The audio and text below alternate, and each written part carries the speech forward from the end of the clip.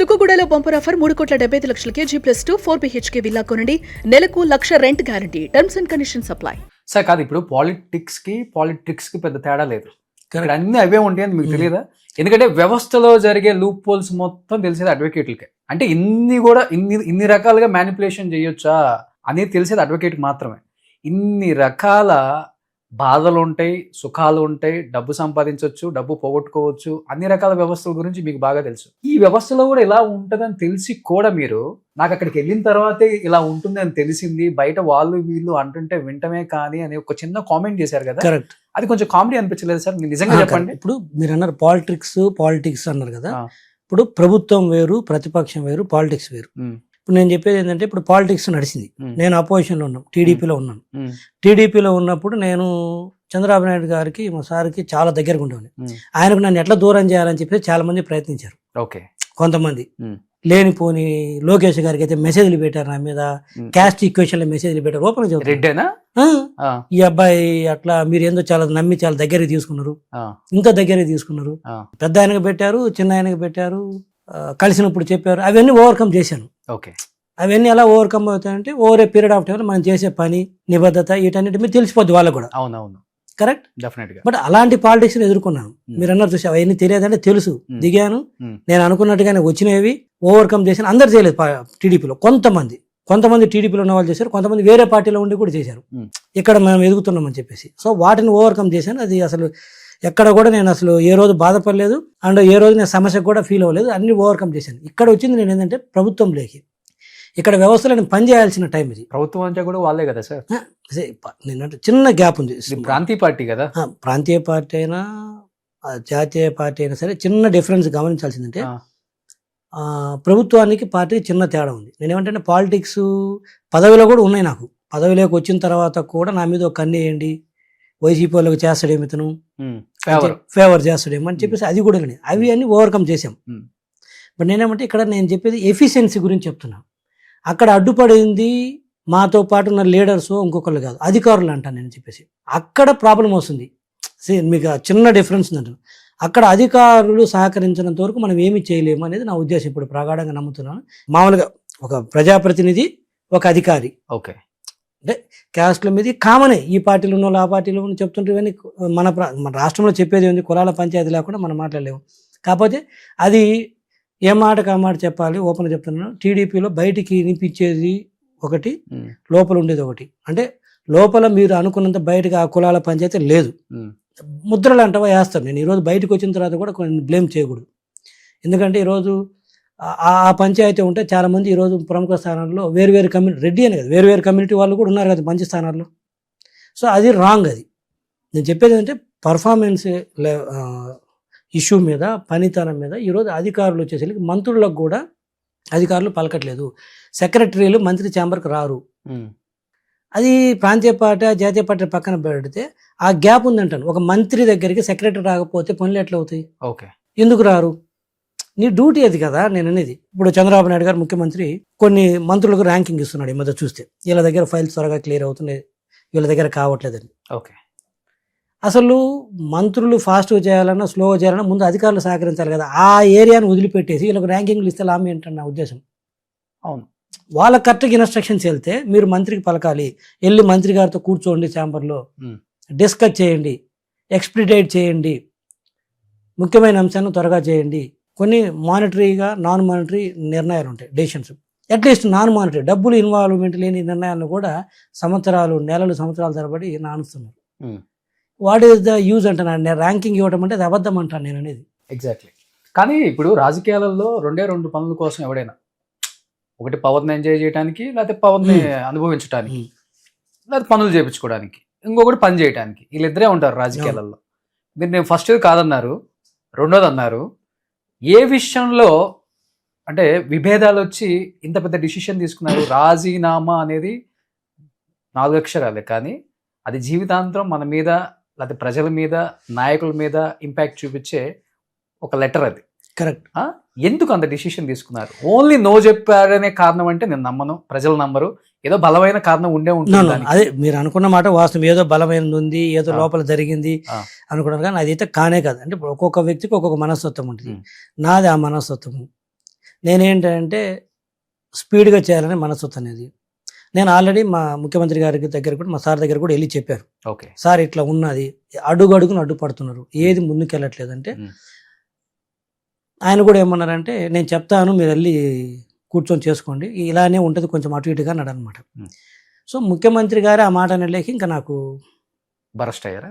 Burst అని కాదు, ఇలానే ఉంటుంది కొంచెము మీరు ఓపిక పట్టి చేయాలన్నది అన్నారు. వారు చెప్పిన మాట వాస్తవం, నేను కాదలేను. కాకపోతే ఇలానే ఉంటే మాలాంటి వాళ్ళకి ఇనిషియల్గా అంటే ఎటువంటి సపోర్ట్ లేకుండా వచ్చిన వాళ్ళకి ఇంకా అది డిలే అయిపోతే ఇందాక నేను చెప్పే కదా ఇనిషియల్లో ఇన్ఎఫిషియెంట్గా ముద్ర పడుతుంది. ఈరోజు మీరు అంతెందుకు, ఈరోజు ఎంతమంది మంత్రులని మీరు అక్కడ తెలంగాణలో కావచ్చు, ఏపీలో కావచ్చు, గత ప్రభుత్వాలు కావచ్చు, వీళ్ళతో ఏమి కాదంటుండ్రు. ఒక అసమర్థులుగా ముద్ర పడుతుంది, అది తుడుచుకోలేంది.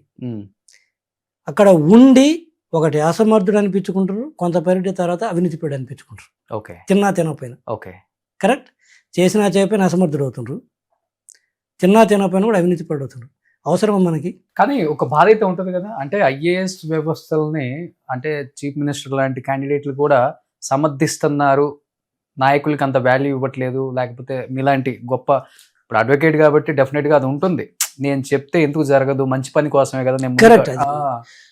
ఇప్పుడు అండూ ఫేవర్ చేయమని అడిగినాం అనుకోండి, మీరు కష్టం అని కళ్ళ ముందు కనపడుతుంది. ఉదాహరణకు నేను ఆ రోజు ఒక 1000 మంది దాదాపు ఒక 600 మందిని ఒకసారి, ఒక 400 మందిని ఒకసారి గత ప్రభుత్వంలో without appointment letter, offer letter లేకుండా రిక్రూట్మెంట్ చేయడం జరిగింది. వాళ్ళు ఎక్కడ ఉన్నారో కూడా తెలియదు. ఎంప్లాయీస్ ఒక్కొక్కరికి 30,000, 40,000, 50,000, 60,000 శాలరీస్ ఇస్తున్నారు. ఓకే, అవన్నీ నేను ఐడెంటిఫై చేసి వీళ్ళని మనం రిమూవ్ చేద్దాము. ఎందుకంటే వాళ్ళు కనీసం మనకి ఎక్కడో సరే ప్రొసీజర్ ప్రకారం లేకపోయినా కూడా కనీసం పని చేస్తుండన్న కన్సిడర్ చేయొచ్చు, వీళ్ళు ఎక్కడున్నారో కూడా తెలియదు కొంతమంది అయితే అని చెప్పేసి ఫైల్ రెడీ చేసి మూవ్ చేస్తే దాదాపు నువ్వు 2 నెలల పాటు ఆ ఫైల్ సైన్ చేయకుండా జీతాలు ఇస్తే ఇంక నేనేమనేది? వీళ్ళు గవర్నమెంట్ మారినా కానీ, గవర్నమెంట్ మారిన తర్వాత నేను చైర్మన్ అనుకున్న తర్వాత అది నేను సైన్ చేయలేను కదా. ఇలా వీళ్ళు అధికారులు వినరన్న ఉద్దేశంతో నాకు డౌట్ అయితే నేను ప్రజల ముందుకు కూడా తీసుకెళ్ళాను ప్రెస్ మీట్ పెట్టి. ఓకే, ఏది ఇలా ఉన్నారు వీళ్ళని మనం వీళ్ళందరినీ రిమూవ్ చేయాలని చెప్పేసి ఫైల్ సర్క్యులేట్ చేస్తే కనీసం నీకు నోట్ ఫైల్ కూడా దాన్ని రాయకుండా పక్కన పడేస్తే ఏం చేయాలి? ఇంకా చూసుకుంటే నాకు వచ్చే లబ్ధి ఏంటి? అయితే ప్రభుత్వానికి మిగులుతుంది, డబ్బులు మిగులుతుంది. రెండోది ఆ ప్రాక్టీస్ కొనసాగితే మిగతా కార్పొరేషన్స్ కూడా అలానే కొనసాగుతుంది. రేపు మా వాళ్ళు కూడా చూసి దాన్ని నేర్చుకుంటారు. వాళ్ళు వైసీపీ వాళ్ళు ఇలా పెట్టారు, మనం కూడా ఇట్నే పెడదాము, జీతాలు ఇద్దాము, పని చేయించుకోవద్దు అనేది వస్తుంది కదా. నేను మా పార్టీని ఆ రోజున మేము కూడా చేయాలని నేను ఎంకరేజ్ చేయట్లేదు. ఒకవేళ తీసుకుంటే ప్రాపర్గా క్వాలిఫైడ్స్ని తీసుకుందాము, పని చేయించుకుందాం, డబ్బులు ఇద్దామన్నాను.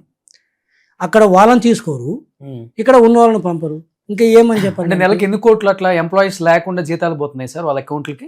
చెప్తాను, హ్యూజ్ మనీ, కొన్ని కోట్లు అయి ఉంటుంది కదా, క్రోర్స్. తర్వాత అదేవిధంగా జరిగిన కరప్షన్. ఇప్పుడు నేనేమంటే ఇప్పుడు మనం అదేదంటాం కదా, అన్నం తింటూ గొంగట్లో ఎత్తుక్కోకూడదు అన్నట్టు కరప్షన్ అనేది ఈ రోజు లేదని చెప్పాను. నేనేమంటే అది మరీ సత్యహరిచంద్ర లెక్క మాట్లాడినట్టు అవుతాను నేను, కరప్షన్ తుడి చేస్తానని. దాన్ని ఏమంటే అట్లీస్ట్ మినిమం అంటే మరీ గుడ్డిగా సమర్థించొద్దు.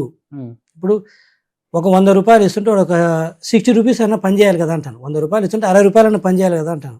అసలు వాడు మనిషే లేకపోతే 100 రూపాయలు తీసుకుంటూ, ఓకే, నీకు ఒక మెటీరియల్ సప్లై చేశారు, దాని ఖరీదు ఒక 500 రూపాయలు, కనీసం 200 రూపాయల ప్రోడక్ట్ అయినా డెలివరీ అవ్వాలి కదా. అసలు పేపర్ మీద డెలివరీ అవుతుంది, అసలు ప్రొడక్ట్ డెలివరీ కాకుండా ఉట్టి ఇన్వాయిస్లు రైజ్ చేసి బిల్స్ ఆఫ్ ఎక్స్చేంజ్లో లేదా ఇంపోర్ట్ చేసినట్టు చూపించారు మా దాంట్లో కొన్ని. అసలు ప్రొడక్ట్సే లేవు, తెచ్చిన ప్రొడక్ట్స్ మళ్ళీ వేరే వాళ్ళు తీసుకెళ్ళిపోయారు. ఓకే, దాన్ని రికవర్ చేద్దాం మనీ అంటే పలకపోతే ఎలా అంటా నేను? ఎందుకంటే అసలు పూర్తిగా అవినీతి జరగదు. అప్పుడు అక్కడ జరుగుతుంది, ఇక్కడ జరుగుతుంది రోషన్ గారు. ఆ ప్రభుత్వంలో ఉంటుంది, ఈ ప్రభుత్వంలో ఉంటుంది, ఏ అధికారంలో జరుగుతుంది, ఎవరున్నా ఎంతో కొంత అది జరుగుతుంది వాస్తవం. మీరు ఇంకా ఉండొచ్చారు కాబట్టి కళ్ళతో చూశారు కాబట్టి. మరి ఇంత దారుణంగా ఉన్నప్పుడు మనం పట్టించుకోకపోతే కష్టము. అట్లీస్ట్ దాన్ని ఎక్స్పోజ్ చేద్దామంట.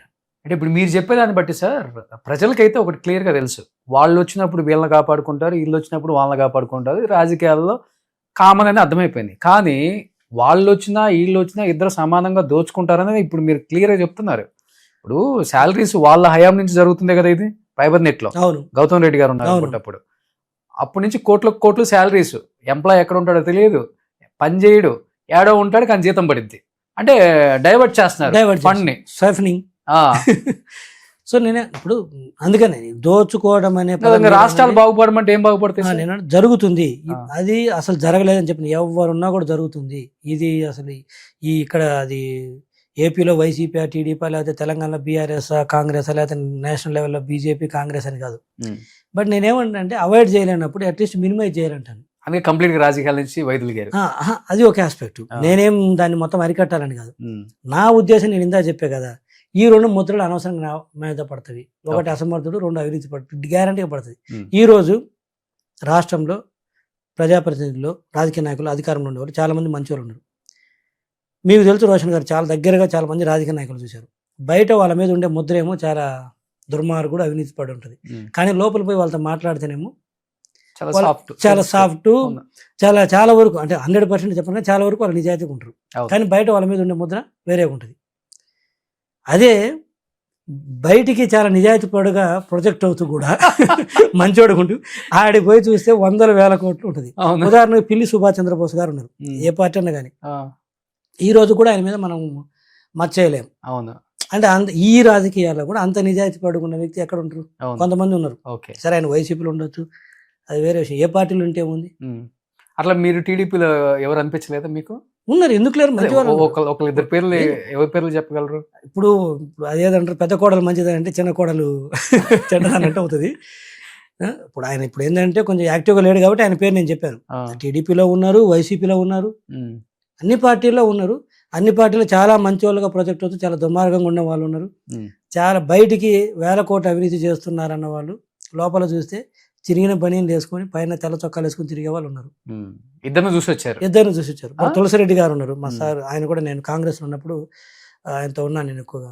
ఆయన పరిస్థితి ఏంటి? ఈ రోజుకి ఇప్పటి కాలంలో ఒక 1988లో 1988లో రాజ్యసభకి ఎన్నికైన వ్యక్తి, ఉమ్. తర్వాత ఉమ్మడి కడప జిల్లాకి ఉమ్. జెడ్పీ చైర్మన్ చేసిన వ్యక్తి. ఈ రోజుకి ఆయన దగ్గర ఉన్న కారు ఒక చిన్న టాటా టయో ఏదో చిన్న కారు ఒకటి ఉంటుంది, ఉమ్. టాటా ఇండికా కారు. ఎప్పుడుది అది? ఓ. ఆ? ఒక రేకుల షెడ్డాలు ఇల్లు ఉమ్. ఊర్లో. ఒక రాజ్యసభ ఎంపిక చేసిన వ్యక్తి, కడప జిల్లాకు జెడ్పీ చైర్మన్ చేసిన వ్యక్తి. ఏంటి ఆయన పరిస్థితి? ఇప్పటికీ ఆయన కొంతమంది వైసీపీ వాళ్ళు ఈయన తులసిరెడ్డి కాదు గంజాయి రెడ్డి, ఉమ్. అవినీతి పడని చెడుతుంటారు. ఓకే. మరి దాన్ని ఏమనాలి? మరి ఆయన నేను దగ్గర చూసిన వ్యక్తిని. అంతే. సుమన్ టీవీలో మీ పర్సనల్ అండ్ బిజినెస్ ప్రమోషన్స్ కోసం కింది నెంబర్కి కాంటాక్ట్ చేయండి.